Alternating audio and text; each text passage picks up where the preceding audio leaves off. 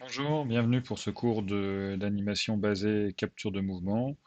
Donc a priori basé que sur des données de petits clips capturés avec pas du tout d'animation physique, avec toute la problématique qui tourne autour de comment éditer un petit peu ces animations-là, comment combiner ces animations ensemble pour les contrôler, pour produire une nouvelle animation en fonction de ce qu'un utilisateur veut faire. L'application classique, c'est un petit peu le jeu vidéo où l'utilisateur veut diriger ses mouvements avec un pad ou avec un clavier. Donc il y a des choses qu'on a déjà vues en M1, il y a le motion graph, on est déjà passé dessus en M1, par contre le reste est assez nouveau. Non, la partie édition aussi, il y a des choses aussi un petit peu nouvelles.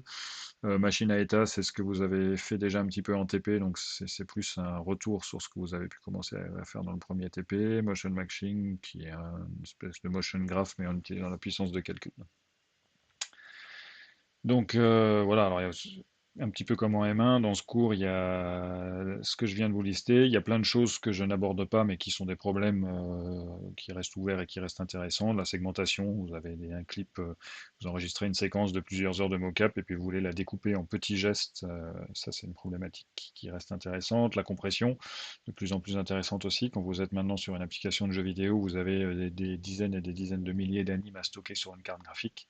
Peut-être que ça vaut le coup d'essayer de réfléchir à la compression. Puis plein d'autres choses qui ne sont pas abordées dans ce cours-là de Motion Data Processing, mais qu'on pourrait faire.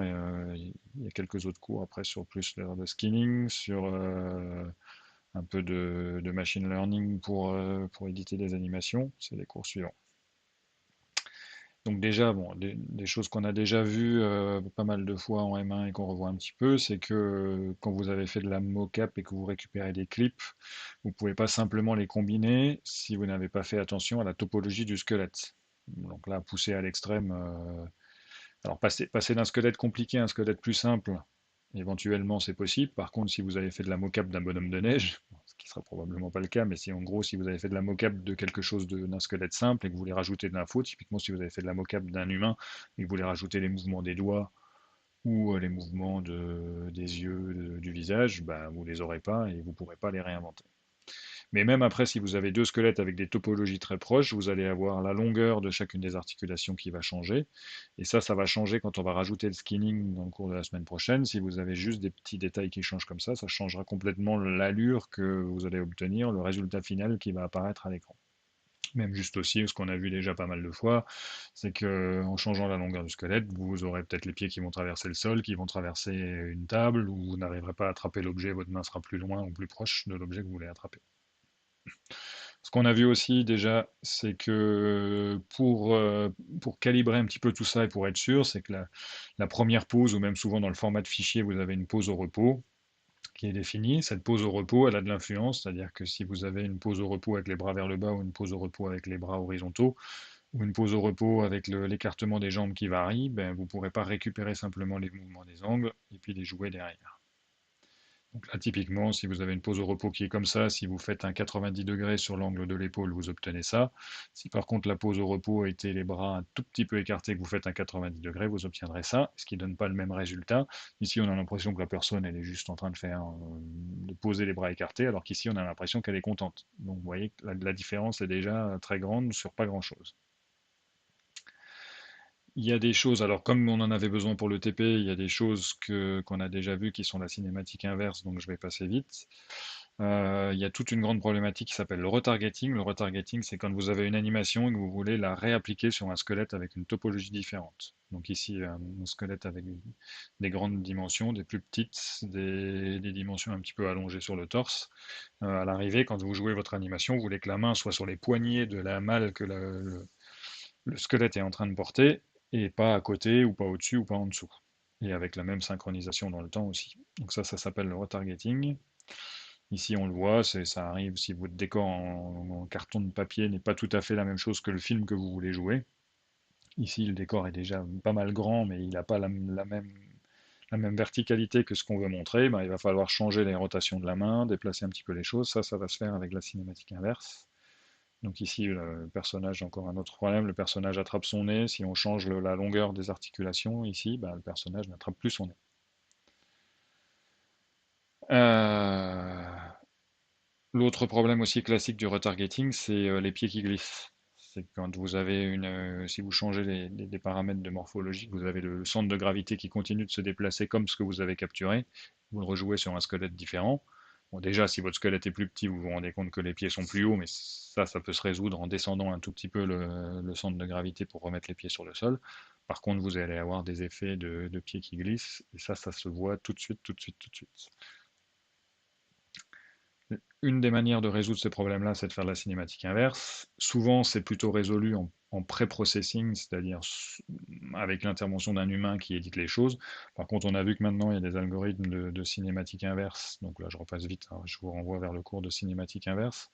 On a vu qu'il y avait des algorithmes de cinématique inverse comme Fabric qui peuvent être temps réel. C'est des choses qui peuvent se corriger éventuellement en temps réel. Et ça, c'est la bonne nouvelle parce que ça veut dire que si vous voulez des diversités d'animations dans ce que vous êtes en train de jouer, vous pourrez utiliser la cinématique inverse en temps réel et alors avoir des squelettes qui vont avoir, éventuellement même, on pourrait imaginer d'avoir des squelettes avec des tailles qui sont tirées au hasard au lancement de l'application ou presque au hasard au lancement de l'application, puis vous avez 10 000 personnes dans une foule avec chacun des morphologies différentes et on va réappliquer la même animation de marche et la cinématique inverse va faire que mon pied ne glisse pas sur le sol, est bien posé au bon endroit et que quand visuellement je regarde cette foule, j'ai pas l'impression d'avoir plein de pantins qui font un petit peu des bêtises, mais quelque chose d'assez réaliste.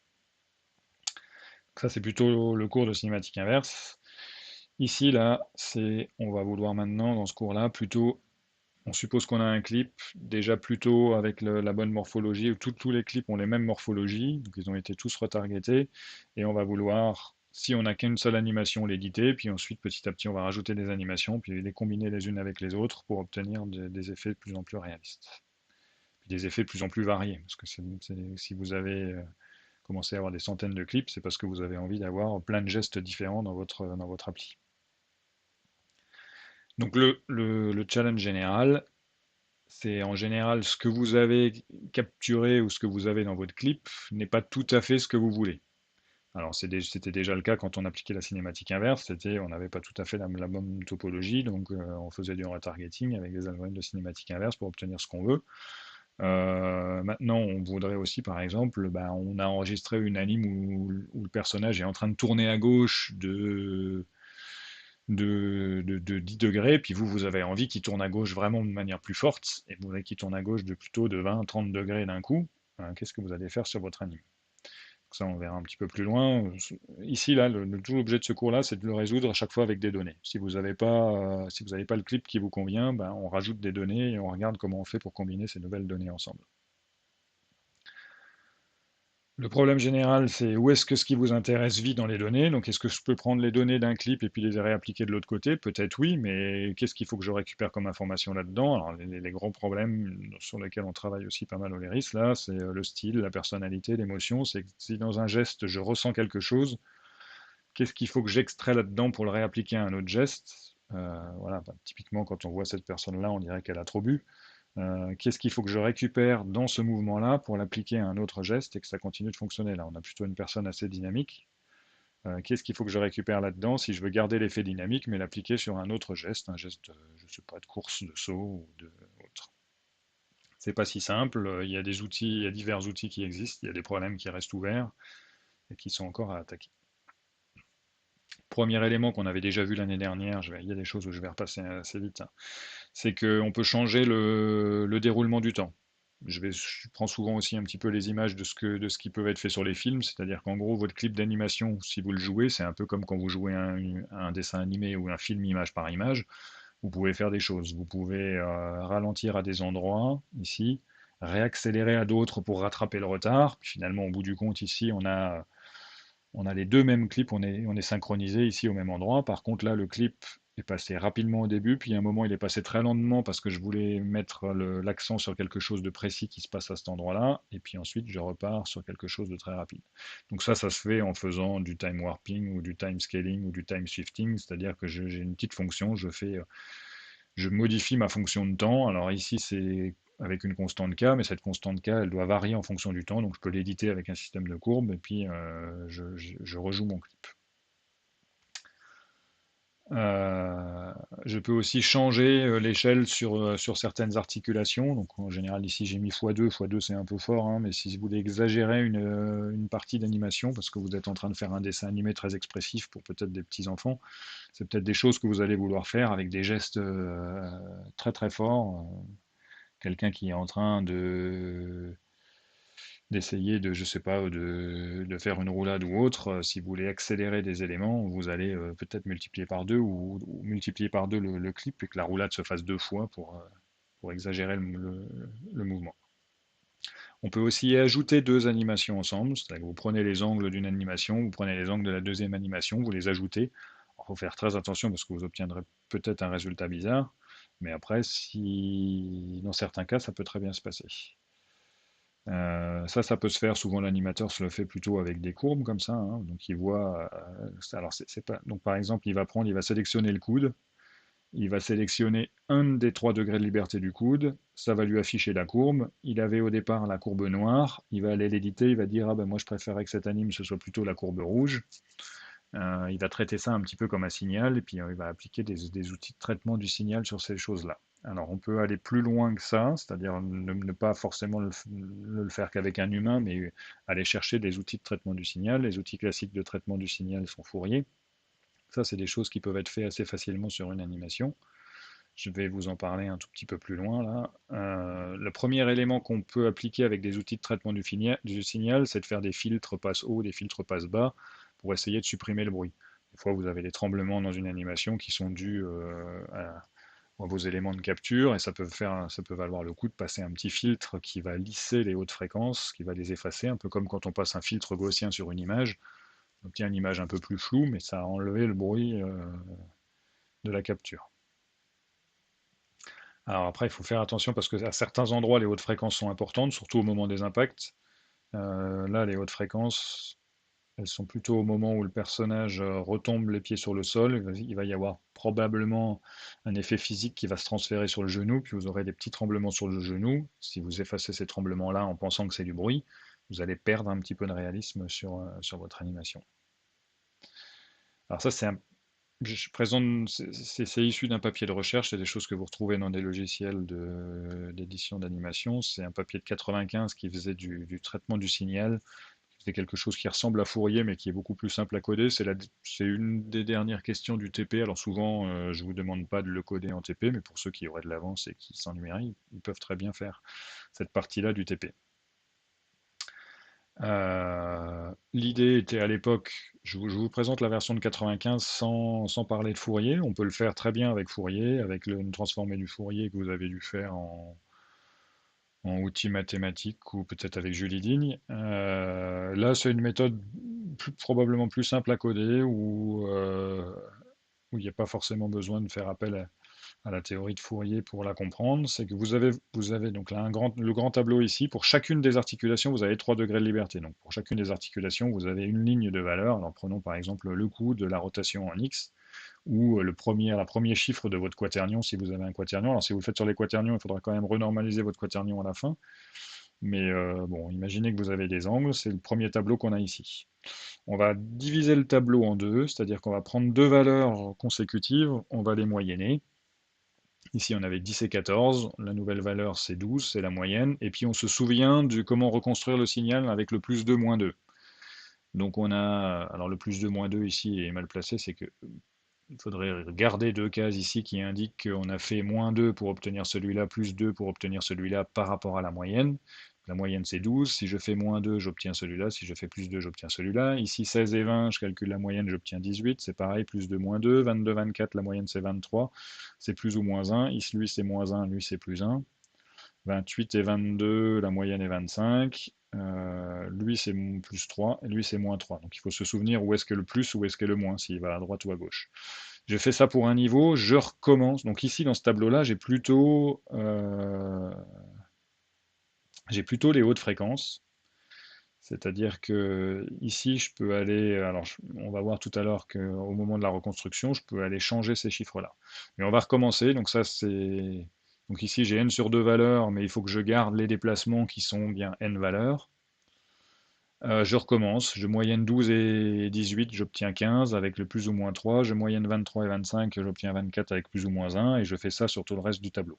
Et je recommence, donc là j'ai n sur 4 valeurs, je recommence, je vais obtenir n sur 8 valeurs, puis n sur 16 valeurs, puis n sur 32 valeurs, puis n sur 64 valeurs, puis tout à la fin, alors évidemment c'est plus facile si mon tableau a une puissance de 2, mais si mon tableau n'a pas une puissance de 2, il faut que je me dépatouille soit pour le rescaler pour le rééchantillonner sur une puissance de 2, soit pour éventuellement mettre des zéros à la fin du tableau, ce qui peut se faire.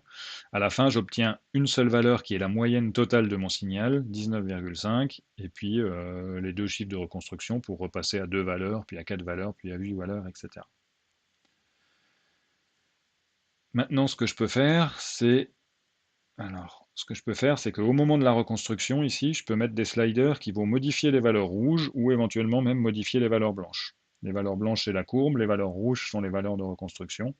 En haut, j'ai plutôt les hautes fréquences, en bas, j'ai plutôt les basses fréquences. Là, ici, on se rend compte que si je change le 19,5 et que je mets à la place 30, ça veut dire que je vais changer la hauteur moyenne de ma courbe. Si je change ici les valeurs rouges de reconstruction, je vais changer la taille du signal reconstruit. Mais donc, alors ça, je peux le faire aussi de manière temporaire, c'est-à-dire que je ne vais pas forcément appliquer le même coefficient multiplicateur à toutes les cases du tableau. Je vais avoir peut-être une courbe dans le temps, c'est-à-dire qu'au début, je vais augmenter les hautes fréquences, puis à la fin, je baisse les basses fréquences. Finalement, là, ces espèces de sliders que je vais avoir, c'est comme quand vous avez un équaliseur sur le son, vous avez les hautes fréquences, les basses fréquences, et puis vous éditez le son à la main, comme ça, sur vos courbes.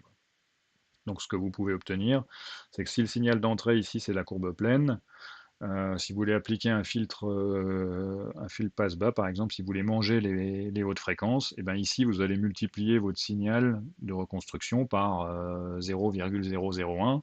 Ça va quasiment effacer toutes les valeurs de reconstruction. Ici, là, toutes les valeurs rouges, vous les multipliez par 0,01. Et en gros, le dernier étage sera complètement gommé. Et quand vous reconstruirez votre signal, vous aurez perdu le dernier étage. On peut faire ça aussi sur le... Donc ça, c'est ce qui est fait là. Et puis vous obtenez donc un signal qui vous lisse, qui vous passe, qui est l'équivalent de vous passer une gaussienne sur votre signal. Ou là, pareil, si vous avez votre signal noir, vous faites ça, vous pouvez obtenir, en réaugmentant un petit peu la courbe, vous pouvez obtenir le signal avec des pointillés. Donc voilà, vous avez ce système-là de slider avec, alors c'est souvent des petites modifications subtiles, hein, c'est qu'après, là par exemple, c'est l'écartement des pieds qui va être changé, l'angle va être changé. Alors les sliders ici, ce que proposait l'article au départ, c'est de les appliquer sur toute l'animation et tous les degrés de liberté de chacune des articulations. On peut imaginer qu'on va avoir un slider comme ça pour chaque degré de liberté de chacune des animations et que c'est un animateur qui va aller les éditer à la main. Donc là, voilà, ce que l'utilisateur a fait ici, c'est il a pas fait x2 ici, il a fait x1, il a fait en gros sur les courbes à peu près du milieu, il a fait x1,2.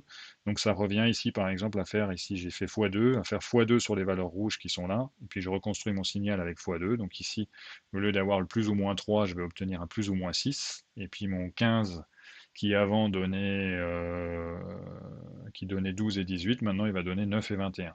Ça m'a augmenté en modifiant les valeurs rouges, là, ça m'a augmenté l'effet de ce niveau-là dans ma déconstruction et reconstruction. Alors ça, c'était l'aspect un peu traitement du signal avec un algorithme assez simple, parce que finalement, décomposer un tableau en petits morceaux, là, qui ressemble un peu à une espèce d'hybride entre des ondelettes et puis Fourier, c'est assez facile à coder. Ça marche plutôt pas mal. Ça donne un outil à un animateur pour modifier son animation. Après, ça a été côté recherche, ça a été un peu enterré pendant des années, et il y a des gens qui en 2016 l'ont ressorti un petit peu du chapeau. Alors eux, ils l'ont fait directement avec Fourier. Ils ont pas, ils sont pas embêtés avec cette histoire de déconstruction, reconstruction un peu ad hoc. Ils ont fait une décomposition de Fourier. Et alors par contre, ils font du transfert. Donc ils utilisent le signal, ils disent que dans Fourier, je vais pouvoir récupérer les hautes fréquences qui seront plutôt le style et les basses fréquences qui seront plutôt le geste. Donc ce qu'ils ont essayé, donc l'objectif au départ, c'était d'essayer de séparer le geste de l'humeur de la personne. ou du style, de la caractéristique de la personne. Donc ils ont appelé ça style en général. Style en général, ça veut dire, je sais pas, si vous avez une démarche d'une personne un peu âgée, elle va être un peu voûtée, une démarche un peu enfantine, elle va être un peu plus nerveuse, avec des gestes un peu moins précis. D'essayer de voir si on peut récupérer de l'information là-dedans et la réappliquer à un autre geste. Alors après, il y a un problème aussi de le récupérer d'une articulation et de l'appliquer à une autre articulation. Ils ont essayé de faire, ils ont fait ça avec des choses autour de l'optimisation, mais c'est exactement du traitement du signal sur Fourier là-dedans. Je vais vous montrer peut-être les vidéos. Les vidéos, là, c'est pas du tout là. Les vidéos, donc la cinématique et inverse, on avait vu. Un petit coup de time warping, allez, puisque j'en ai parlé. Donc ça, c'est l'anime classique, et puis du ralentissement au moment où la personne est en l'air. Voilà, on ralentit au moment où elle est en l'air, puis éventuellement on réaccélère un peu pour rattraper le retard, pour être synchro comme si on avait touché à rien.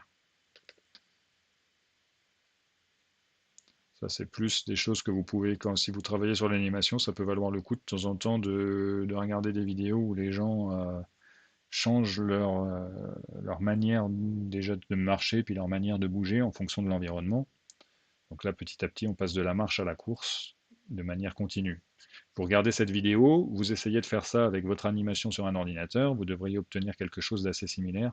Il faudrait refaire un coup de mocap là-dessus pour pouvoir comparer, mais c'est ce qu'on aimerait obtenir.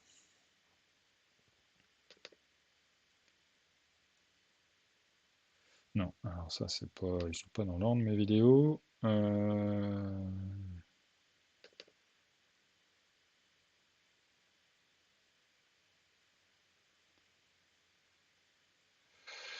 Ouais, alors ça c'était un papier sur le transfert de style.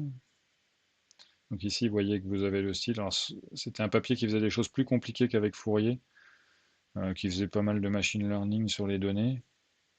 Bon, on peut regarder un petit peu, mais juste voilà, c'est juste pour vous donner une idée. Quelqu'un de déprimé va plutôt avoir la tête baissée vers l'avant, les bras un petit peu qui pendouillent. Quelqu'un de vieux va être très, très rigide sur le bassin, mais aussi penché un petit peu vers l'avant. Quelqu'un de fier, plutôt les épaules très écartées avec les bras en arrière.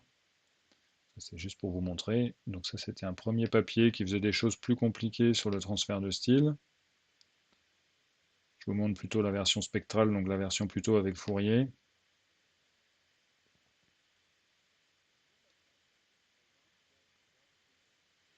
Donc on part d'une animation neutre et on essaye de lui donner un style un peu enfantin. Donc ça veut dire que voilà, dans un coup de pied, on récupère Fourier. Dans la deuxième, donc si vous avez votre animation neutre, vous récupérez le coup de pied. Si vous avez votre animation enfantine, vous récupérez des informations dans le coup de pied.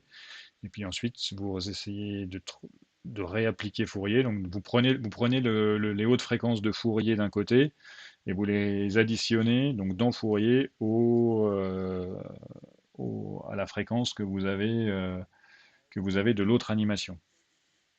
Donc ça, voilà, c'est plus des mélanges d'animations. Si vous voulez que le résultat, alors si vous le faites directement, vous obtenez un résultat qui est déjà pas mal. Ce que proposait le papier, mais je ne vais pas rentrer dans les détails, c'est qu'ils avaient des critères de qualité, puis ils faisaient une optimisation, c'est-à-dire que les poids qui étaient appliqués selon les fréquences de Fourier étaient trouvés automatiquement par une optimisation.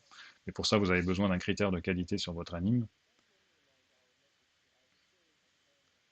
Et puis vous avez aussi le problème de le faire de manière temporelle, c'est-à-dire d'avoir une fenêtre qui vous applique ça. Si vos clips sont assez courts, vous pouvez l'appliquer sur tout le clip. Bon, alors ils vont se comparer avec la méthode précédente. Là où ils sont un peu plus forts que la méthode précédente, c'est que la méthode précédente avait besoin de beaucoup d'animation pour faire son apprentissage machine, alors qu'eux, avec les transferts de Fourier, ils n'ont pas besoin de beaucoup d'animation. Il suffit juste d'une animation, de deux animations sources avec deux styles différents, puis une animation cible, et vous le transférez dessus sans avoir besoin d'analyser des tonnes de choses, parce que c'est Fourier qui fait le travail. Donc un résultat coup de pied, coup de poing, saut, un peu sexy, ce que eux appellent sexy entre guillemets, toujours sexy. Donc ça c'est les résultats obtenus.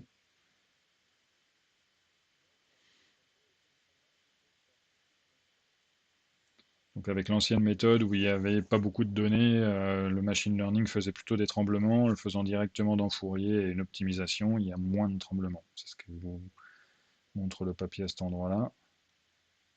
Puis avec une animation plus rigide, alors que là on avait bien la personne qui se baissait. Il y a aussi une histoire de temps de calcul, qui évidemment est beaucoup plus rapide si vous avez juste Fourier appliqué sur une animation plutôt que d'analyser une grosse série de données. Personne fâchée. Donc plutôt les bras écartés avec plutôt des mouvements de jambes assez amples. Bon, toujours la comparaison avec le papier précédent, où le saut était un peu réduit.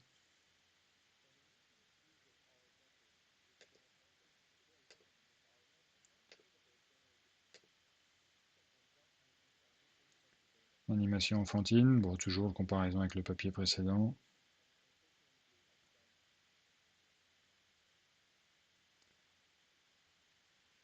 Au ralenti, mouvement enfantin, plutôt les bras très écartés.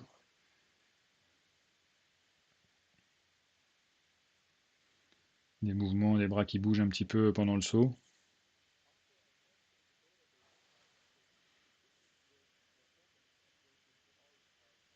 C'est des effets subtils, il faut avoir un peu l'habitude de les voir. Les mouvements enfantins, qu'est-ce qu'on a après? Qu'est-ce qu'on avait? On avait fier, enfin arrogant. Arrogant, c'est des épaules très en arrière, avec les bras qui restent un peu en arrière.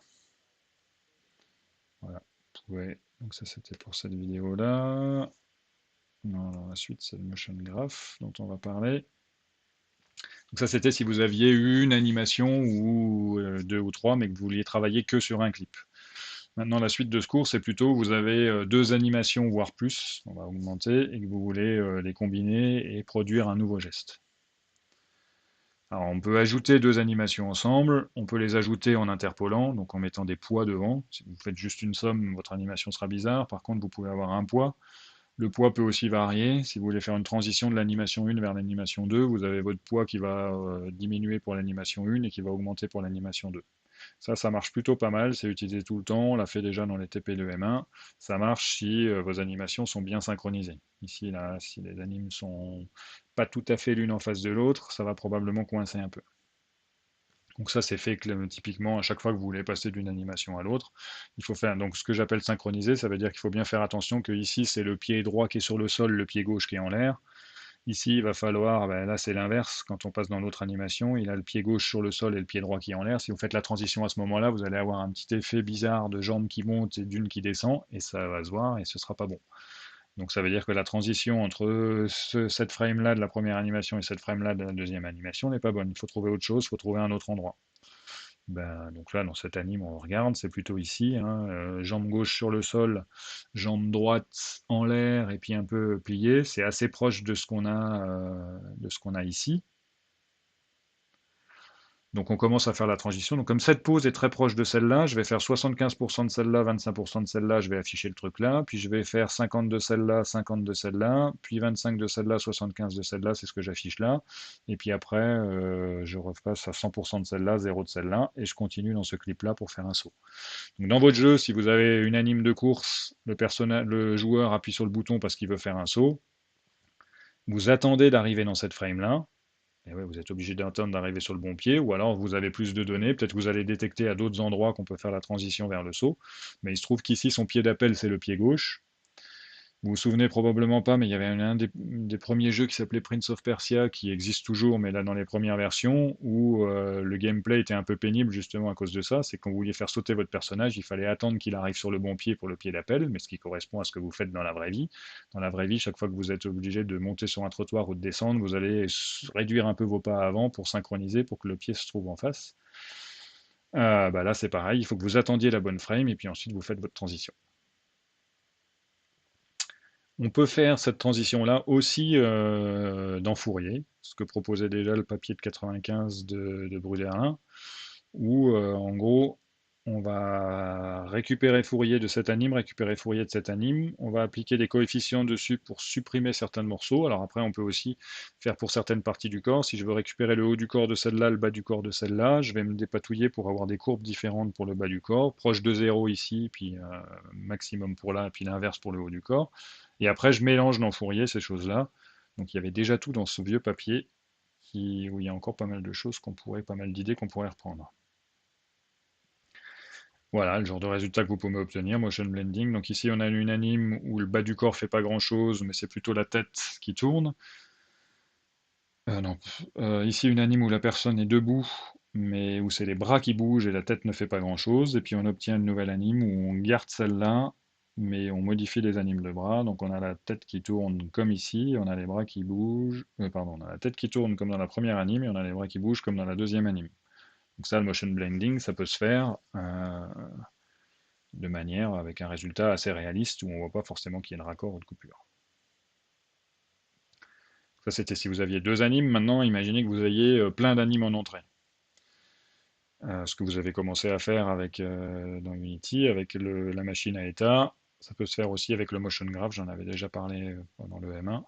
Des choses que vous pourriez, ou alors coder un motion graph dans Unity. Ça peut être aussi des choses que vous pourriez faire en TPE. Ce n'est pas les questions cette année, mais ça pourrait arriver. Dans une machine à état, chaque état représente une animation, ou un bout d'animation, ou un morceau de clip. Après, on peut découper, si vous avez des animations qui font 10-15 secondes, on va probablement les découper en 1-2 secondes. Quand on passe d'un état à un autre, donc quand on a une transition, ça représente un événement qui s'est passé. Il se passe, mon anime est terminé, il faut que j'en trouve un autre, ou l'utilisateur veut faire tel truc, il faut que j'en trouve un autre, ou l'IA a décidé que mon personnage passait de tel état à tel état, et je passe dans un autre. Donc je vais faire une transition d'un état à un autre. Soit parce que voilà, mon anime se termine, l'utilisateur a fait un truc, il y a quelque chose qui se passe dans le jeu, j'ai eu un timer, c'est que la personne devait attendre 5 secondes puis faire autre chose, etc. Les machines à état peuvent être mélangées. Un exemple de machine à état, voilà, j'ai 5 états avec des événements de transition entre, je peux en rajouter. Il y a un animateur qui n'a pas besoin forcément de savoir programmer, qui peut aller éditer une machine à état sans problème. Ça ressemble plus, on peut l'écrire sous le format d'un petit script, mais ça reste abordable pour même quelqu'un qui n'a pas forcément fait des études d'informatique pendant longtemps. Donc là, la machine à état la plus simple, c'est je suis debout, j'appuie sur le bouton, je passe dans l'animation de jump. Quand l'animation de jump est finie, je reviens là. Et puis ici, je suis debout à pas faire grand-chose ou à bouger sur place. Quand j'arrive à la fin de l'anime, je reboucle. Animation un peu plus compliquée, je suis debout, si j'appuie sur le bouton de saut, je vais me baisser pour commencer à faire le saut. Si le joueur veut relâcher la touche, euh, je bloque, je me retrouve en l'air et puis je retombe sur le sol. Là, je me baisse un peu plus. Plus. Si le personnage relâche son bouton plus tard ou si on le force à relâcher son bouton, je vais décoller bien plus tard avec un saut plus haut, puis je vais voler plus longtemps et je vais retomber sur le sol derrière. Une fois que je suis retombé sur le sol, je me relève et je me retrouve de nouveau debout. Donc une machine à état déjà juste pour un petit mouvement de saut, un peu plus compliqué que ce qu'on avait tout à l'heure. Je peux sauvegarder ça sous la forme d'un fichier, je peux même l'éditer comme ça sous la forme d'un fichier si jamais je préfère éditer des scripts. Un autre exemple de machine à état, hein, je suis dans l'état attendre, je vais marcher, je vais courir. Si j'appuie sur un bouton, je vais donner un coup de pied. Donc ça, c'est typiquement ce que vous aviez déjà codé en M1 dans le TP. On peut le refaire avec Unity. Il y a des choses qui sont, comme les machines à état, c'est des choses qui ont été très utilisées en IA. Après, la partie qui dépend de l'animation et la partie qui dépend de l'IA, la frontière, des fois, est un petit peu floue. C'est-à-dire que ce qui a un rapport plutôt avec le comportement, c'est mon joueur a besoin d'aller attraper telle potion magique à tel endroit dans la pièce, etc. C'est plutôt de l'IA avec du pass planning. Par contre, pour faire ces objets-là, pour faire cette action-là, d'aller dans l'autre pièce, récupérer tel objet, il a besoin de marcher. Marcher, c'est plutôt, marcher, c'est mettre un pied devant l'autre, etc. C'est plutôt des aspects animation, mais il y a des choses qui peuvent se croiser. Puis vous pouvez avoir des machines à état avec différents niveaux, des niveaux plutôt IA, des niveaux plutôt animation. Voilà, c'est ce que je vous disais là. Donc ici, c'est plutôt la machine à état version IA, c'est un comportement de haut niveau. Puis dans chacune des cases ici, dans chacun des ronds de mon intelligence artificielle, en fait, si je regarde, j'ai une deuxième machine à état qui est plutôt de l'animation. Je vais tourner à gauche, je vais tourner à droite, j'avance, je cours. Et puis si on regarde dans la machine à état, je marche vers l'avant. Si on regarde de près, ben, je peux aussi décomposer ça en en quatre états dans une machine à état. C'est plutôt pied gauche en bas, pied droit en l'air, etc. Je peux découper la marche en quatre demi-morceaux et puis avoir quelque chose de cyclique aussi là-dedans. Donc quelque chose de hiérarchique, hein. Comportement haut niveau, comportement moyen niveau, comportement bas niveau, c'est chaque articulation, qu'est-ce qu'elle fait. Je peux avoir des machines à état non déterministes, c'est-à-dire que avec des transitions possibles d'un état à un autre avec du stochastique, en tirant un nombre au hasard, et des pourcentages. Si je tire un nombre au hasard, j'ai 90% de chances de passer dans l'autre état et 10% de chances de rester dans l'état dans lequel je suis. Ça vous permet d'avoir des animations un petit peu moins constantes dans votre appli derrière. Quand vous passez d'un état à un autre, vous avez besoin de quelque chose qui va faire un blender, qui va mélanger votre anime. Alors ça, on a discuté déjà des quaternions et des interpolations, c'est des choses que vous avez déjà vues et joué avec lesquelles en TP. Il vaut mieux faire l'interpolation avec les quaternions. Je vais passer assez vite, c'est des trucs qu'on a déjà fait l'année passée. Donc l'avantage des machines à état, c'est très rapide, ça peut vous donner une expressivité assez jolie pour pas forcément énormément de boulot. Il y a des choses qui peuvent être chargées en mémoire de manière dynamique. Vous n'êtes pas obligé de charger votre machine à état si elle est gigantesque d'un coup. Euh, c'est des outils qui sont très abordables pour des non-programmeurs, donc typiquement pour des animateurs.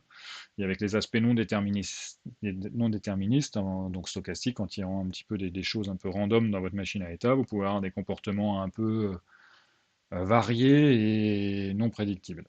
Le problème des machines à état, c'est que quand vous en avez des hiérarchies les unes sur les autres, vous pouvez obtenir des choses qui sont aussi plates spaghetti que ce qu'il y a ici.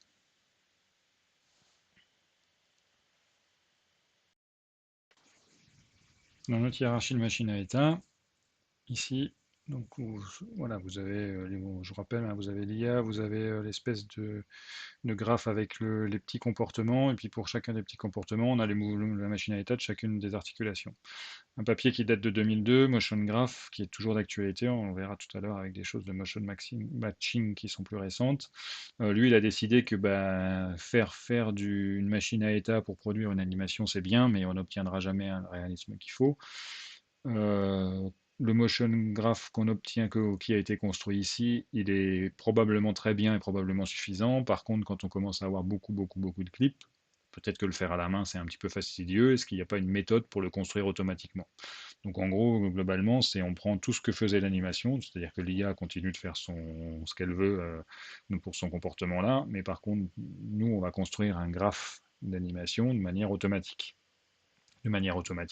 Alors, en 2002, on voit, c'est le début de la mocap, c'est quand on commence à avoir des données. C'était assez logique que ça apparaisse à ce moment-là.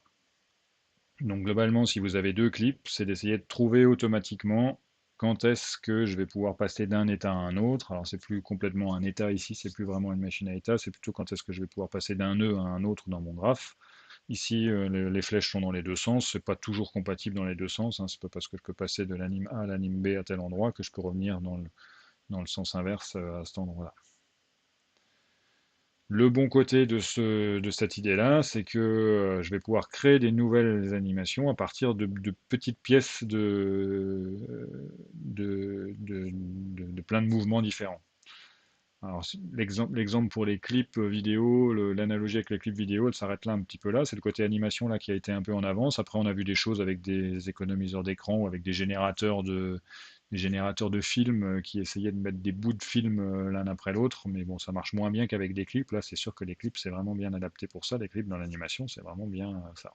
On garde la qualité de la mocap que vous avez eue. Donc, si la mocap est très réaliste, vous gardez, on fait que combiner les clips ensemble, on garde la qualité de ce qu'on a capturé au départ.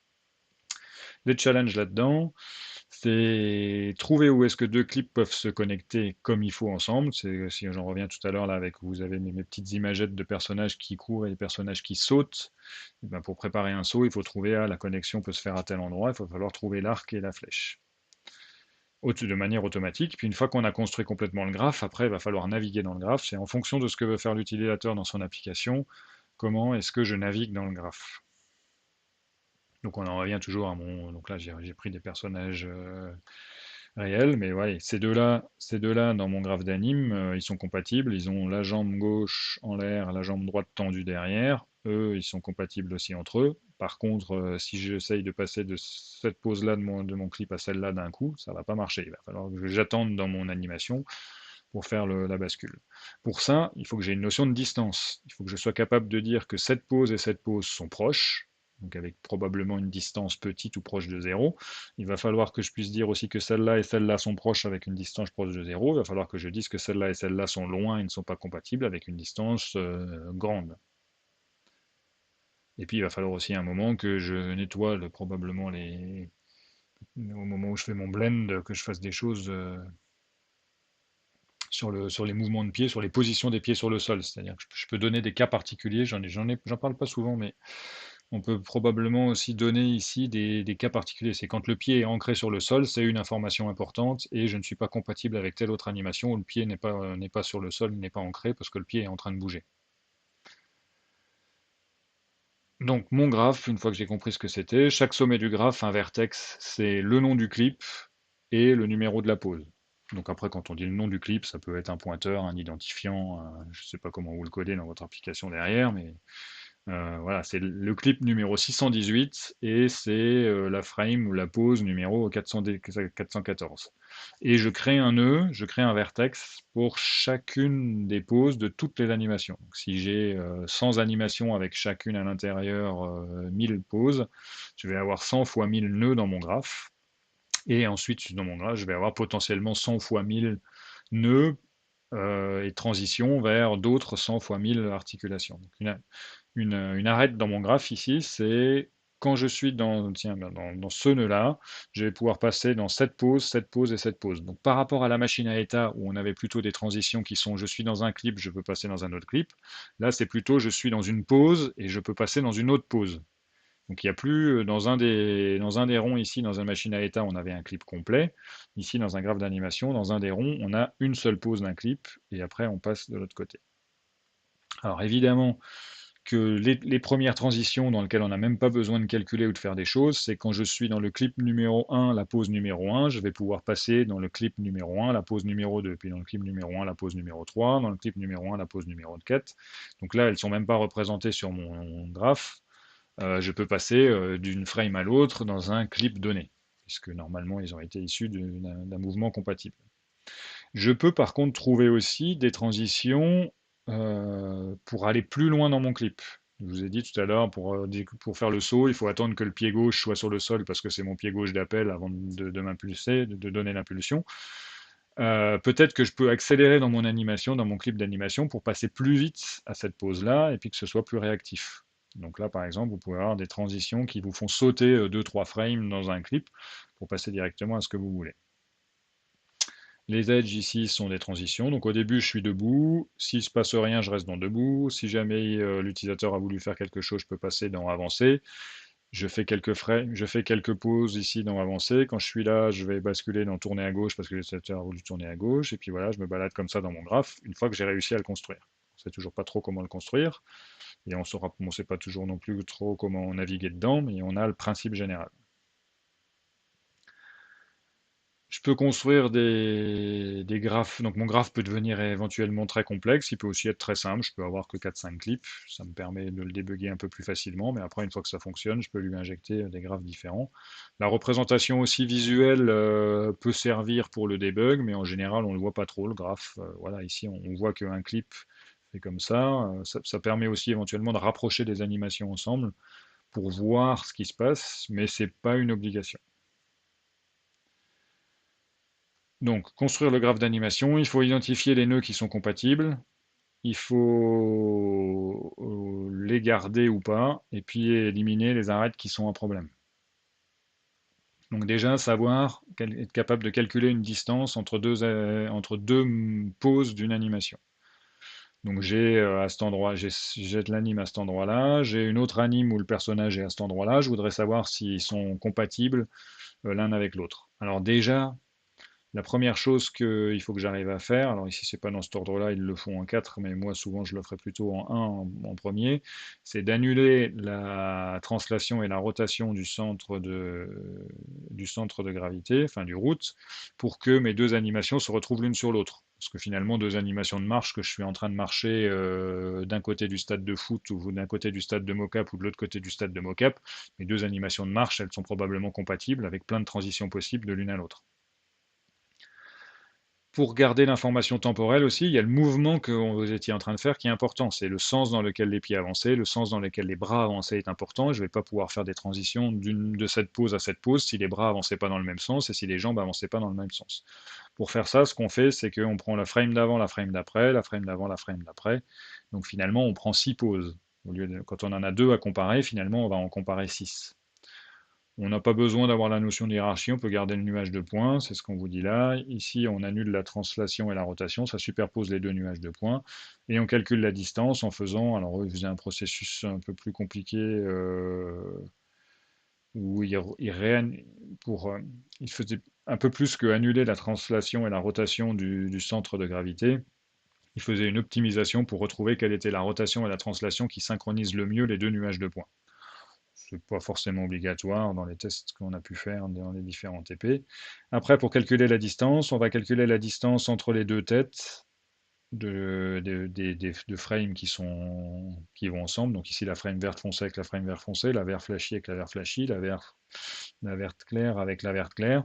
On calcule les distances de chacune des têtes, la distance entre chacune des épaules, la distance entre chacun des coudes, la distance entre chacun des poignets, la distance en gros entre chacune des articulations, et ça va nous donner un chiffre. Si les deux animations sont très proches, si les deux poses sont très proches et sont compatibles l'une avec l'autre, ce chiffre sera petit et proche de zéro.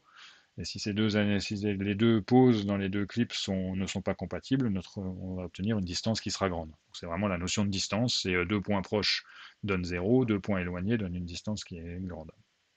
Donc c'est ce qu'on obtient ici. Alors eux, ils font une minimisation sur la translation et la rotation, on n'est pas obligé de faire la minimisation sur ce truc-là. Euh, Ils appliquent un poids aussi, parce qu'il y a certaines parties du corps qui peuvent être plus importantes que d'autres. C'est ce que je vous disais tout à l'heure avec les pieds sur le sol. C'est globalement quand le pied est en contact sur le sol, il va falloir donner un poids plus grand à ce calcul de distance-là qu'aux autres articulations. Ça, c'est la translation et la rotation qu'ils appliquent. Si vous avez juste mis 0 dans la translation et la rotation du centre de gravité, ça revient simplement à faire la distance entre les deux points au carré et à sommer tout ça.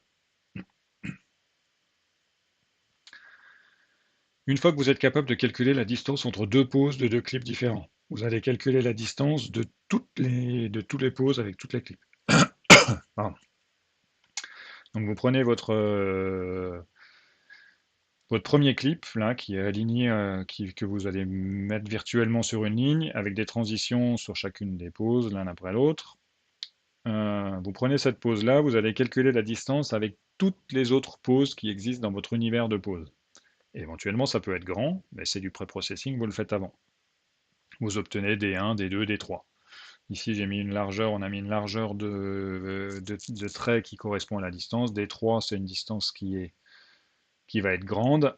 Des 1 moyenne et des 2 petites. Après, on va faire un seuillage. Donc le seuillage, c'est soit vous avez une borne en disant quand ma distance est supérieure à 100, je ne fais pas de transition, quand c'est inférieur à 100, je fais une transition. Ou alors vous avez probablement plutôt entre deux clips, je veux garder les trois transitions qui ont les distances les plus petites. Entre le clip de marche, le clip de course, je veux garder les 5 transitions qui sont les plus petites et vous gardez les 5 plus petits. Donc ça revient à trier vos distances ici, à garder les 5 plus petites et à jeter les autres. Donc ici, par exemple, on va jeter des 3, on va jeter des 1 parce que les distances sont trop grandes et on ne va garder que des 2 et on obtient ça dans notre graphe. Il est aussi probable qu'un humain, un animateur, aille tripatouiller un peu ces notions d'arc entre les deux, puis aille inspecter, ah bah tiens, dans mon jeu, j'arrive pas à faire ça, il faudrait que je rajoute tel anime, ah ben on va rajouter déjà un arc pour voir ce que ça donne, etc. Donc voilà, ce que je vous propose aussi cet humain, c'est que là, si vous arrivez dans une anime dans laquelle vous n'avez pas de d'arc, une fois que vous avez affiché complètement votre graphe, donc là on en revient au problème de la visualisation d'un graphe, c'est pratique si vous offrez une visualisation de graphe à votre animateur, parce qu'ici il va pouvoir dire, oula, ben, quand j'arrive dans la première, dans la frame numéro 5 de mon animation, je suis coincé, j'arrive plus à aller nulle part. J'ai pas de flèche qui en ressortent, je suis foutu. Bah, ça veut dire, alors soit c'est fait exprès parce que ici le personnage est mort, il est couché par terre et puis il peut plus bouger, il reste dans l'animation 5, soit c'était pas fait exprès, et que probablement il faut soit enlever ça de mon graphe, soit se dépatouiller pour ajouter des nouveaux arcs en rajoutant des nouvelles animes dans mon graphe complet. Ensuite, une fois que vous avez construit votre graphe complet, maintenant c'est comment est-ce que je fais pour l'utiliser. Donc je suis quelque part dans mon graphe, dans un nœud, j'ai 5 arcs qui me permettent de partir, et j'ai les informations que ce qui est en train de vouloir faire l'utilisateur. Alors ici, les informations de ce que veut faire l'utilisateur, c'est que je voudrais qu'il suive la trajectoire jaune. Je voudrais que le centre de gravité de mon personnage suive la trajectoire jaune. Alors la trajectoire jaune, elle peut être prédéfinie à l'avance, ça peut être l'utilisateur aussi qui décide avec son pad d'aller ici à droite, puis ensuite de revenir à gauche. Ben, je suis dans mon nœud, je vais regarder lequel de mes 5 arcs me rapproche le plus de la trajectoire jaune. Hein, c'est celui-là, je pars par là, puis je peux regarder même 2-3 frames en avance. C'est-à-dire que j'explore mon graphe avec un système de A étoile. Ah, ces 3 nœuds-là m'intéressent pas. Je vais partir plutôt dans tel nœud, etc. Et je navigue comme ça, en temps réel, dans mon graphe. Quand j'ai décidé de passer d'un nœud à un autre, je peux aussi faire des transitions en faisant du blending. C'est qu'en mélangeant la pose un petit peu, c'est-à-dire quand je suis en train de me rendre compte que je change de clip. Donc c'est voilà, une fois que j'ai construit mon graphe, je vais quand même garder l'information de est-ce que je suis dans le même clip ou est-ce que je vais passer dans un clip différent. Si je suis en train de passer dans un clip différent, ça peut valoir le coup de faire du blending à ce moment-là parce que peut-être que mes clips quand même étaient, même s'ils étaient proches, ils n'étaient pas forcément incroyablement compatibles. Donc j'en rajoute un peu de blending là-dedans. Donc ça, j'en reviens, c'est exactement ce que le transparent que vous avez déjà vu tout à l'heure. J'ai trouvé dans mon graphe que quand je suis ici, il faudrait que j'aille là. Et ben je fais un peu de blending. Enfin plutôt quand j'ai trouvé que cette pose-là et cette pose-là étaient compatibles, je vais faire du blending pour passer de l'une à l'autre. Donc voilà, mon anime, voilà, j'ai mes 3 animes, la rouge, la bleue, la verte. Une fois que j'ai construit mon graphe, ça ressemble plutôt à ça. J'ai des transitions au sein d'un même clip, mais je vais aussi avoir des transitions pour passer aux autres clips. Et je peux après aussi éventuellement faire du clustering si je me rends compte que cette zone-là dans mon graphe est bien plus, ne code que des animations qui sont très proches. Finalement, ça peut valoir le coup ici de rassembler tout ça dans une même boîte et ça me permet de faire une recherche. C'est-à-dire, quand je veux rechercher de manière très lointaine dans mon graphe une animation qui m'intéresse, peut-être que ici, de considérer que tous ces nœuds-là de mon graphe en fait ne sont qu'un seul, ça va m'accélérer mon A étoile. Parce que, voilà, imaginez, vous êtes ici dans le vert et vous voulez aller dans le violet. Ça veut dire qu'il faut passer là, vous rendre compte qu'il faut passer là, puis passer là, puis passer là. Ça vous fait 4 transitions à explorer. Alors que si vous considérez que tout le orange ici n'est qu'un seul nœud, vous faites du vert, ah, je suis dans le orange, ah, dans le orange, j'ai une transition vers le mauve, hop, j'ai trouvé un gros chemin, une espèce de grosse artère, et après vous regardez les détails. Ça vous évite d'aller explorer tout le reste, et ça vous fait gagner du temps. Donc cette espèce de notion de métagraphe, voilà, ça peut se faire. Ça, c'est des évolutions qui ont eu lieu après. Il y a des dizaines et des papiers qui ont modifié le graphe d'anime au départ. Quelques vidéos sur le graphe d'anime.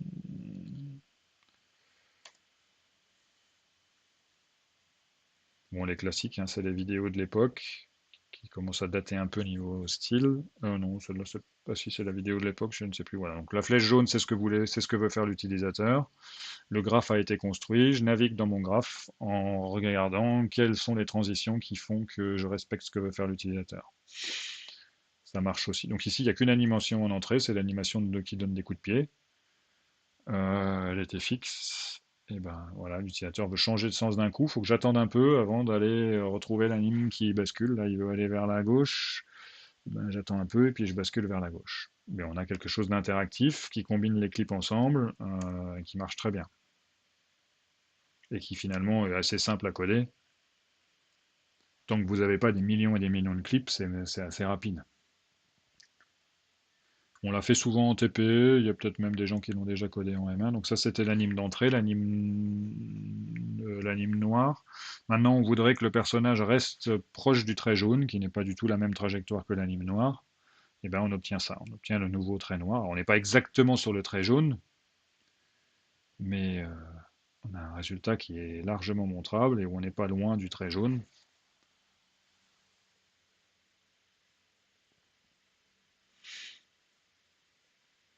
On peut lui faire écrire, on peut lui faire changer de sens, avec qu'un seul clip en entrée ici. Donc pas beaucoup de données, on est capable de produire une nouvelle anime qui répond à ce que veut faire l'utilisateur. Alors, ici, non, il y a un peu plus d'animes en entrée, ça marche aussi avec le coup de pied.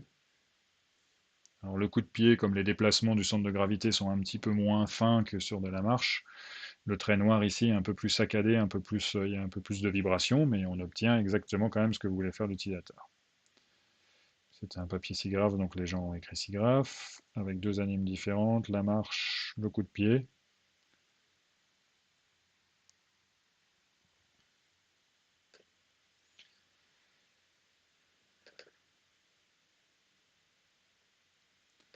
La même chose, mais avec des styles différents. Je peux décider, je veux absolument que le personnage soit sur cette trajectoire-là, qu'au début il soit la marche normale, que ensuite, quand j'arrive ici, le trait vert, c'est plutôt je suis discret, et quand j'arrive sur le trait violet, je rentre dans la pièce et je suis plutôt je donne des coups de pied à tout le monde.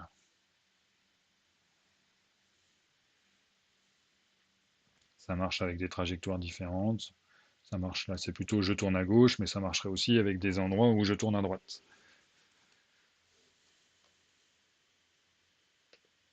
J'avance un petit peu, on va pas lui faire faire tout le tour. Vous avez compris le principe. Hop.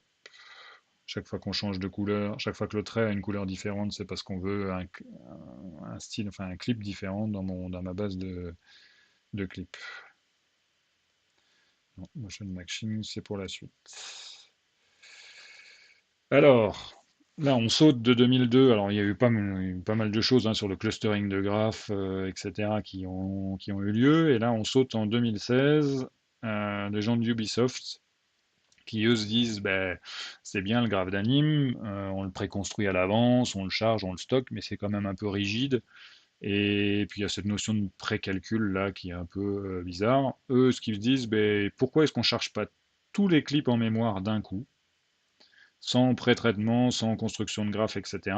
Et puis à la volée en temps réel, alors ça marche aussi parce que la puissance de calcul maintenant est beaucoup plus forte qu'avant. En temps réel, à la volée, je suis dans telle pause, je vais chercher dans mes 5000 autres pauses disponibles laquelle marche plutôt pas mal. Alors si vous faites la version un peu brute force, il va falloir explorer les 5000 autres pauses. Donc en gros, c'est comme si au moment de la construction du graphe, vous le faisiez en temps réel, mais on balance les choses, on les essaye tous. Vous pouvez quand même, ça vaudrait quand même le coup de faire des clusters. C'est des pauses qui sont proches, on les met dans une même boîte, vous rangez ça dans une table de hachage ou dans quelque chose pour vous accélérer votre calcul, mais l'idée principale est quand même là au départ, et eux, je pense que dans leur première version, ils n'ont pas fait de table de hachage ou autre, hein, ils ont fait la version vraiment brute force. Donc voilà, ce qu'ils disent, c'est une version brute force complètement ridicule. C'est que chaque frame, je regarde tous les clips que j'ai et je saute à celui qui va résoudre le mieux ce que je veux faire. Donc en gros, l'utilisateur là, il veut tourner à droite avec la flèche rouge. J'ai un clip qui va comme ça, j'ai un clip qui va comme ça, j'ai un clip qui va comme ça, j'ai un clip qui va comme ça. Je les regarde tous et je choisis celui qui est le plus proche. Donc ici, probablement, je vais choisir le violet. Et puis la frame suivante, donc je fais ça 25 fois par seconde. La frame suivante, je refais ce choix-là. Donc l'algo complètement brute force, il est là. Il est quand je veux faire un update de mon bonhomme, j'ai en paramètre le goal, l'endroit où je veux aller, le pas de temps qui va s'écouler. Bon, il calcule, ok, j'évalue où est-ce que va être mon goal. J'explore ici, j'ai une grande boucle qui explore toutes les poses. Donc avec pose.size, je parcours tout mon vecteur de pose. J'ai ma pose candidat. Je calcule le coût, c'est-à-dire est-ce qu'elle va résoudre mon problème ou pas, c'est-à-dire est-ce qu'elle va me rapprocher de mon goal ou pas. Et tout à la fin, si j'obtiens ici un meilleur goal, un meilleur coût que celui que j'avais avant, ben, je dis que Mon nouveau meilleur coup, c'est celui-là. Ma nouvelle pose candidate, c'est celui-là. Puis tout à la fin, je renvoie ma pose candidat et j'ai trouvé mon truc. Donc ici, cette grosse boucle-là, elle est complètement brute force. C'est ce qu'ils ont montré dans leur exemple, c'est ce qu'ils ont collé. Ça évite complètement le côté construction du graphe, passage par un animateur, etc. Alors après, il y a eu pas mal de débats, les animateurs il y en a qui ont trouvé ça bien, il y en a qui ont trouvé ça moins bien, parce que donc l'animateur travaille plutôt sur les données à fournir au motion matching, d'autres qui trouvent que c'est un peu dommage. Bon, après, peut argumenter des choses. Alors, il y a eu des choses suivantes aussi, j'en parlerai peut-être un peu dans la partie machine learning. Là, il y a eu des choses, là, c'est-à-dire qu'au lieu de faire cette recherche brute force, on peut aussi demander à un algorithme, donc à un réseau de neurones, de produire la pose suivante en fonction de milliers de poses qu'il aurait vues. J'en reparlerai dans un cours qui n'a rien à voir avec celui-là. Enfin, rien à voir si, mais plutôt un cours machine learning et animation tout à la fin. Donc pour chaque frame, je regarde toutes les mockups et je saute à celle qui me donne le coup le plus bas. Euh, dans les critères, donc ici là, dans cette boucle-là, le critère c'était est-ce que mon centre de gravité sera proche de la cible. Je peux rajouter d'autres critères qui sont est-ce que la vitesse à laquelle je vais avancer en partant dans ce clip-là correspond à ce que je veux, est-ce que la position de mes pieds correspond à ce que je veux, est-ce que la vitesse de mes pieds correspond à ce que je veux, est-ce que la position de mes mains ou la vitesse de mes mains correspond à ce que je veux. C'est juste des calculs, hein. En gros, chaque fois la position des pieds, la position du centre de gravité. Au pire, vous en avez 5. Hein. Vous avez les deux pieds, les deux mains, le centre de gravité. Ça vous fait 5 positions. Ça vous fait une fonction de coût avec 5 valeurs à calculer sur chacune des clips. Ça peut se faire Enfin, ça peut se faire. Ça peut se faire parce que vous avez une puissance de calcul qui va bien. Donc un petit bilan là, Motion Graph, Motion Maxim. Motion Graph, c'est le précalcul. Il faut éditer le graphe parce que vous pouvez avoir des arêtes qui ne donnent rien. Ça a été plutôt conçu et pensé avec des clips, avec des motion clips. Dans le motion maxi, donc ici, c'est quand vous faites votre mocap, vous devez avoir déjà cette espèce de notion de clip. Vous devez demander à l'acteur de faire marcher, courir, tourner à droite, tourner à gauche, etc. Avec plein de petits gestes précis. Si vous les avez pas, il va falloir resegmenter votre grosse anime en petits clips avec des actions différentes. Dans le Motion Maxim, justement, l'idée c'est de dire bon ben ok, nous on n'a pas envie de segmenter, on a envie juste de mettre un acteur dans une salle de mocap, il fait ce qu'il veut pendant 2 heures, on filme les 2 heures, on charge tout ça en mémoire, et puis après on essaye d'explorer ce qui se passe avec une version complètement brute force. La vidéo du Motion Maxim. Alors ça doit être la présentation complète GDC, on va peut-être pas la regarder en entier. Oui, elle dure 30 minutes, je vous invite à aller la voir. On va peut-être. Donc là, voilà, ces arguments, c'est OK, les machines à état.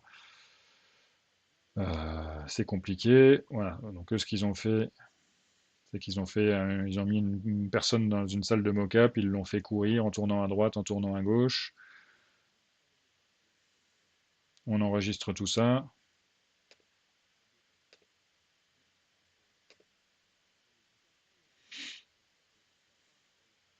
Donc voilà, la personne, on lui fait faire tout ça, mais on n'arrête jamais la mocap. Hein. C'est pas, on fait des petits clips, c'est on le filme, on le filme, on le filme, on le filme. On a 15 minutes de données non touchées, donc en 15 minutes, la personne elle a le temps de faire quand même pas mal de choses si c'est juste la locomotion. Hein. Vous avez le temps d'avoir des angles différents, des vitesses de marche aussi différentes. C'est évidemment c'est réaliste au niveau biomécanique puisque vous avez fait de la mock-up sur la personne. Et donc voilà, en temps réel, il vous montre. Ça c'est la flèche qui correspond à la vitesse désirée. Ça c'était un des premiers tests, donc le test complètement brute force. La flèche, c'est ce que veut faire l'utilisateur. Et on joue dans la mocap ce qu'a voulu faire le personnage. Alors ici, comme on n'a que la direction, puis qu'on a enregistré que de la course à pied, bon, on obtient de la course à pied. Après, il faut refaire. Dans les tests plus lointains, ils ont fait rajouter la vitesse, la position, mais c'est très réactif par rapport au motion graph, dans lequel on n'avait que 5 ou 6 clips. Là, comme on a 15 minutes de vidéo, dès qu'on veut changer de sens, hop, on change de sens. On ralentit quand les virages sont très serrés, on réaccélère après.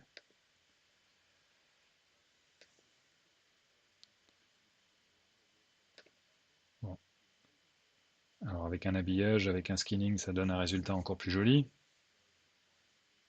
Pas d'IK sur les pieds, ici, pour remettre les pieds sur le sol. Bon, d'un autre côté, son sol est plat, hein.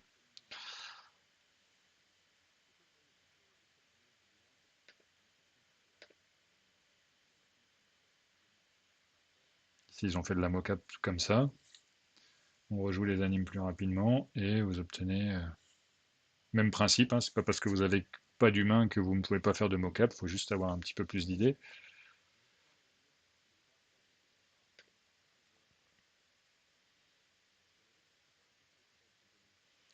Bon, il y a pas mal de choses, c'était plus les résultats que je voulais vous montrer. Hop, qu'est-ce qu'il montre à la fin?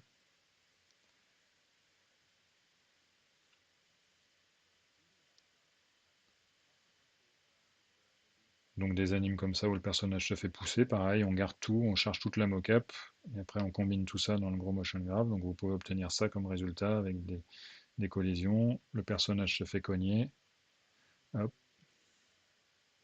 Donc il n'y a pas de physique là, c'est vraiment que vous rejouez de la mocap qui va correspondre le mieux possible à l'environnement que vous avez, à ce que vous voulez faire. Donc bah, voilà, l'image elle est là, c'est vous donner des tonnes et des tonnes de burgers à manger, des tonnes et des tonnes de clips à manger à votre algo, il les mange et il vous sort une anime. Bon, et la conclusion est longue, bon, je vous laisserai aller voir la vidéo, mais voilà ce que vous avez. Ça a été utilisé au moins en prod dans un jeu, voire plusieurs. En tout cas, je sais plus quelle compagnie c'était Ubisoft, c'est ça. Ils doivent l'utiliser, probablement qu'ils vont le réutiliser dans d'autres productions.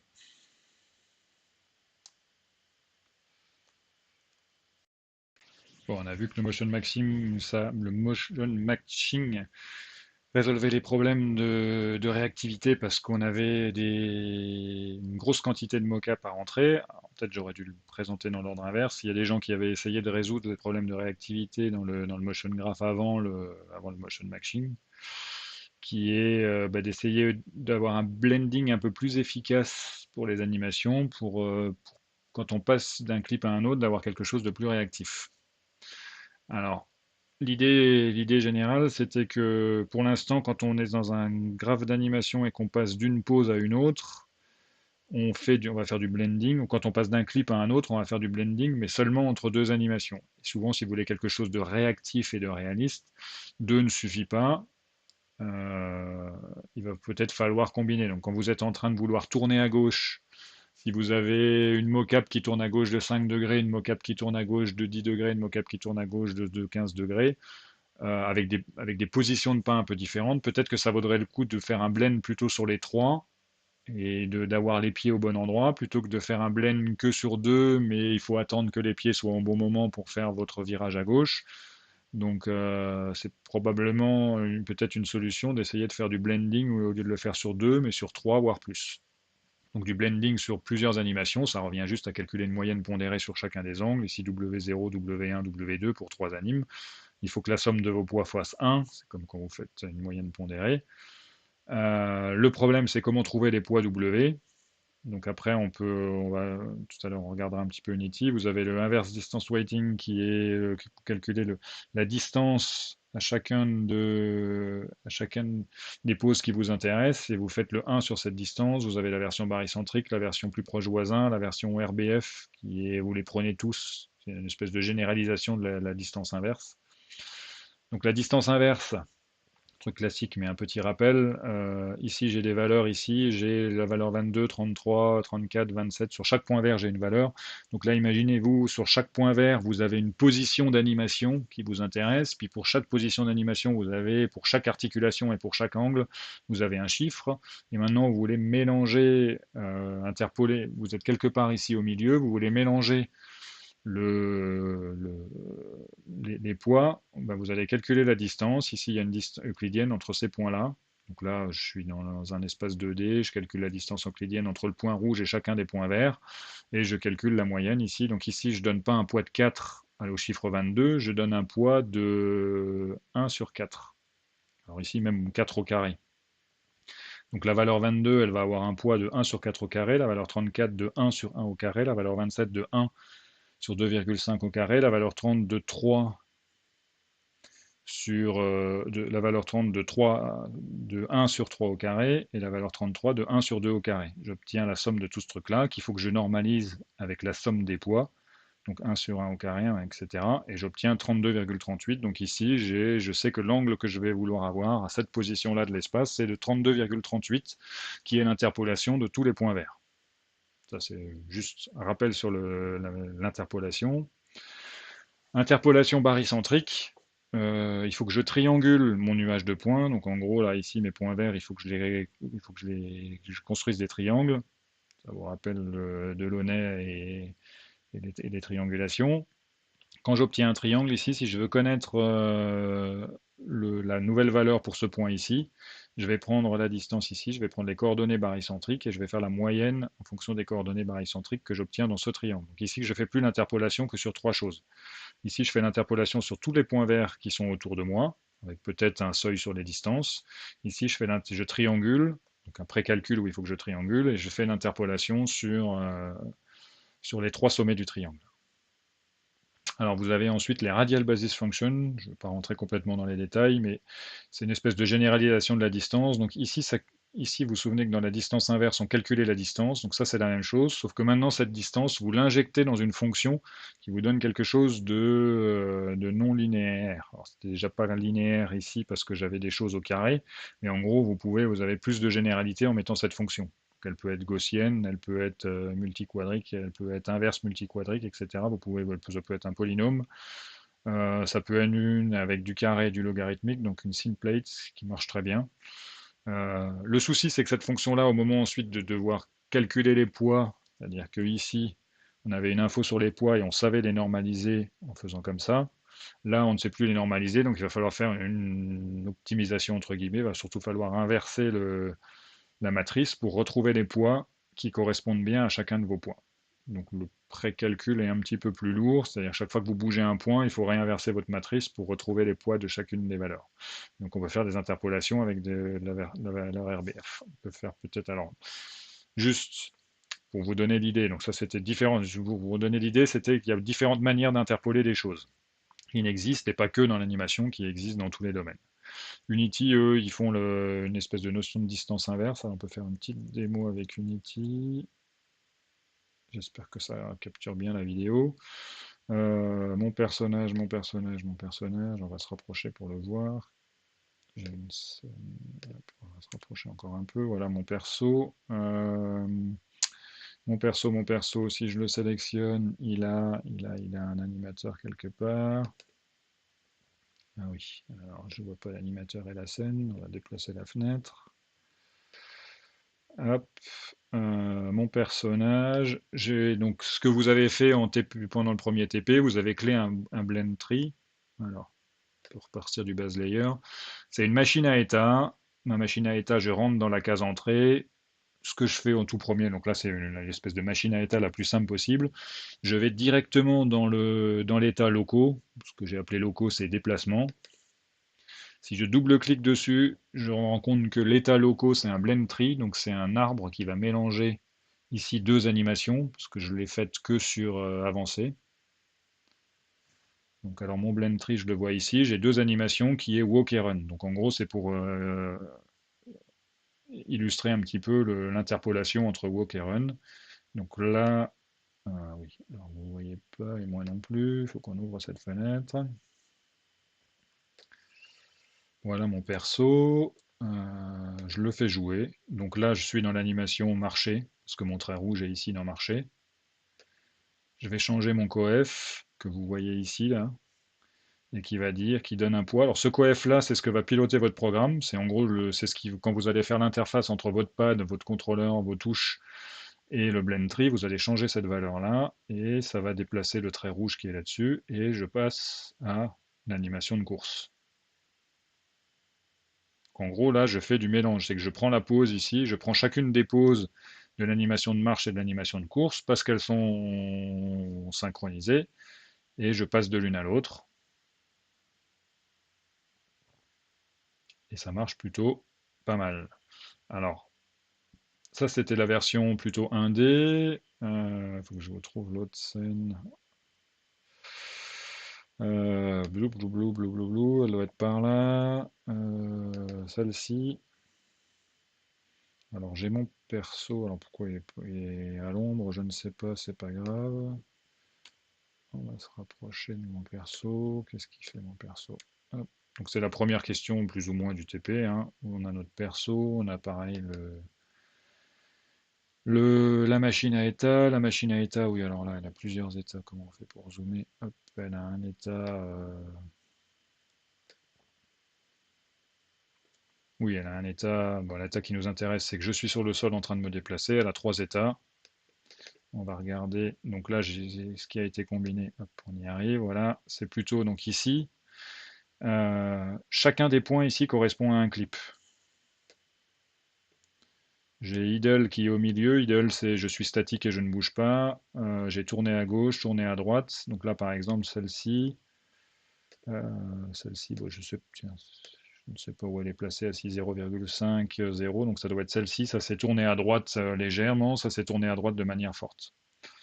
Ce qui fait que ensuite, quand je vais jouer dans mon code, là, je vais jouer avec les deux valeurs qui est accéléré et tourner. Donc tourner, c'est ici quand je ne fais rien, je suis à 0,5. Quand je veux tourner à droite, je vais rapprocher de 1. Quand je veux tourner à gauche, je vais me rapprocher de 0. Forward, c'est avancer. Je refais play sur mon perso. Là, si je me balade dans mon... Donc vous voyez, si je vais à droite, il tourne sur la droite. Et plus je vais à droite, et plus il tourne vite sur la droite. Et quand je vais vers l'avant, il avance. Et en gros, maintenant, donc là, ce que vous voyez, les ronds qui sont autour de chacune des animations préconçues, là, donc ce rond-là, ce rond-là, ce rond-là et ce rond-là, l'influence de chacune de ces animations. Donc là, on fait un blend entre cet anime, cet anime, cet anime et cet anime, avec l'inverse de la distance. Donc on calcule la distance ici avec ce point-là, on fait 1 sur cette distance, la distance à ce point-là, on fait 1 sur la distance, avec ce point-là, on fait 1 sur l'inverse de la distance, avec ce point-là, on fait 1 sur l'inverse de la distance, et ça nous donne les poids de ces trois animations ici, de ces quatre animations ici là, pour donner ce qui se joue. Donc là, si je me rapproche de celui-là, je donne un poids très très fort. Alors je me débrouille aussi, voilà. Maintenant, je ne joue que cette animation-là. Alors il prend pas ici toutes les animes du terrain 2D, mais en gros, on a une espèce de mise en correspondance entre j'ai quelque chose en 2D et j'interpole les animations ensemble. Alors les animations ici, c'est moi qui les ai placées à la main. Vous pouvez aller les placer. Alors je ne vais pas le faire, mais voilà. Voilà. Si vous les déplacez, vous avez la zone d'influence. J'espère que je pourrai faire CTRL Z pour changer le comportement que vous avez sur chacune des animes. Et donc là, vous avez vraiment un outil. Vous n'avez même pas besoin de faire play, etc., de le lancer. Vous avez un outil où vous pouvez débugger, voir ce que ça va donner sur votre perso et quels animes il va faire. Elles sont placées de manière très régulière. On aurait pu les placer un peu plus en arc de cercle ou il y avait d'autres manières de gérer une anime autour de ça. Ce que ça donne ensuite quand vous jouez l'appli. Aïe, aïe, aïe, mon perso. Ah oui, alors il y a un peu de cinématique inverse. Le perso, il doit tout le temps regarder la balle. Voilà, mais en gros, là, je suis en train d'avancer avec les flèches. Quand je relâche la flèche avancée, j'ai le curseur ici qui revient vers 0 tout seul. Ça, c'est dans le code. J'ai tourné à droite, tourné à gauche. Et je peux diriger mon perso comme ça. Donc, l'histoire d'interpolation, ici, on a vraiment une interpolation, mais qui n'est plus faite que sur deux clips pour passer de l'un à l'autre. C'est que ici, j'ai vraiment une interpolation sur quatre clips. Et chacun des clips a une zone d'influence que je vois en le déplaçant. Donc cette notion de blend tree, là, elle a été réutilisée, et cette notion d'interpolation avec la distance inverse, c'est quelque chose qui a été réutilisé. Je dois avoir des vidéos probablement avec d'autres manières d'interpoler. Alors il y a des gens qui ont proposé des choses un peu plus compliquées, avec des choses, avec des fonctions de coût pour décider. Donc je regarde mes cas plus proches voisins, et dans les cas plus proches voisins, la notion de distance avec toutes les animations qui m'intéressent, c'est je vais regarder la vitesse du centre de gravité, la position des pieds, etc. Je vais donner des tonnes de critères sur ce que je recherche. C'est assez proche finalement du motion matching, mais avec une fonction de coût à rechercher qui est plus complexe. Et avec un précalcul et avec des algos d'apprentissage par renforcement, ça donne des motion graphs plus réactifs mais au prix de choses un peu plus compliquées. Donc j'en parle pas forcément plus en détail parce que finalement ce qui a pris c'est pour avoir quelque chose de réactif, c'est plutôt de faire du blend pas que sur deux animations mais sur quatre. Donc ce qui a été fait avec Unity. Je vais quand même vous montrer les vidéos de Motion Fill là. Euh,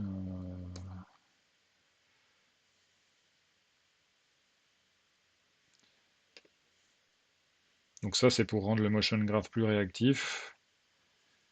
C'est de précalculer le blend, donc pas de précalculer, enfin si, de précalculer les poids qu'on va donner sur chacune des animations au moment de faire le blend.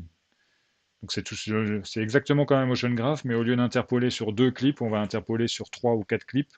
Et pour savoir lesquels clips sont pertinents à interpoler, on a une fonction de coût et on précalcule avec des algorithmes d'apprentissage par renforcement, on précalcule quel coût je dois donner dans chacune des situations que j'ai. Donc ça c'est le motion graph classique où je fais l'interpolation entre deux, ça c'est le motion field où je fais l'interpolation entre plein d'animations autour. Alors, je ne sais plus combien ils en ont, il n'y a pas forcément de limite non plus dans le nombre d'animes qu'on a derrière. Donc on voit que c'est plus réactif. Ce qu'il faudrait c'est comparer avec le motion matching et le comparer aussi avec le blend tree à la façon Unity pour voir lequel gagne vraiment dans tout ça. Bon, je passe assez vite, c'est juste pour vous dire qu'il y a des tonnes et des tonnes de manières différentes d'avoir des choses plus réactives qu'un motion graph. Donc un petit bilan. Le mocap plus édition d'une animation, si vous mélangez des animations, vous avez le motion graph, le blend tree, le motion matching. Alors le motion matching, il n'y a pas de mélange d'animations, hein, il n'est pas classé forcément au bon endroit, mais vous avez tellement d'animations dans votre sac d'anime que vous supposez que vous avez forcément l'animation que vous recherchez dans votre sac d'anime de précalcul. Vous avez des animations qui sont hyper réalistes rapidement, parce qu'en gros, c'est basé sur de la mocap.